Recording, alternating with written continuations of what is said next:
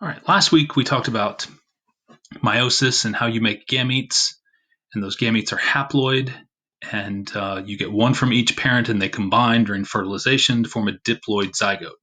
So this week we're going to talk about inheritance and what the results of combining those genes are going to do. So first of all, we're all diploid. We have two of every chromosome, and so we have two of every gene. And so those two different versions of the gene are called alleles. And so some alleles are dominant. If you have it, then it's going to show up. An example of that is dimples. All right. Slater here has dimples. When he smiles, it forms these little, indentions in his cheeks. Whereas Zach over here, when he smiles, there are no dimples. Okay. Now it turns out that not having dimples is what we call a recessive trait. So the only genes he has, he got both from his mother and his father, are recessive with a little letter. So no dimples. Okay.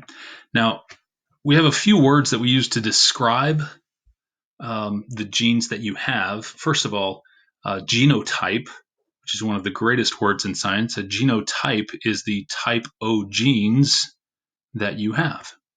And so there's three ways to describe genotypes. If they're both the same and they're capital letters, they're both dominant, then we call that homozygous dominant.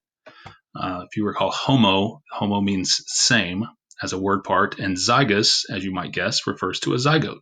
So it's a zygote with the same type of genes. So you can be homozygous dominant, or you can be homozygous recessive if there's a little f, little f. The other way you can be is have one of each. And so we call that heterozygous. Hetero means different. So you can have a big F and a little f. So your genotype, the genes that you have, will determine the phenotype, the traits that you have.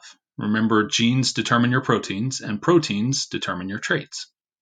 So as long as you have one dominant gene, you can be homozygous dominant, or you can be heterozygous, then that trait is going to show up.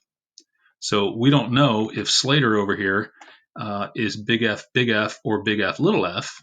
We just know he has at least one dominant allele because he has dimples. Now, Zach, we know is little f, because the only way you can not have dimples is to be homozygous recessive. So what you're going to do is we're going to determine the traits of an individual, this kind of blank individual you'll see on the next slide.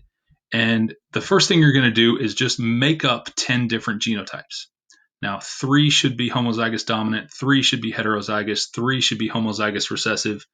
If you're doing the math, that's 9. So one of them can just be whatever you want.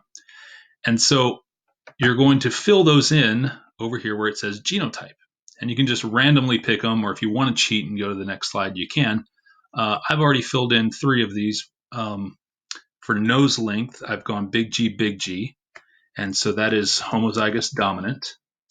All right, dimples, I put big H, little h, so that's heterozygous. And for the front teeth trait, I went little I, so that's homozygous recessive. Okay, and so you'll fill in all of these, and once you've done that, go to the next slide, and we're going to fill in phenotypes. So for nose, I'm big G. So big G is long. Okay, big H is dimples, and little I is 2 long front teeth. Okay, so I'm going to have a long nose, dimples, and long front teeth. And so now I'm going to grab the nose and I'm going to drag it so that it's long. All right, I'm going to grab these teeth and I'm going to pull them down so that they're longer.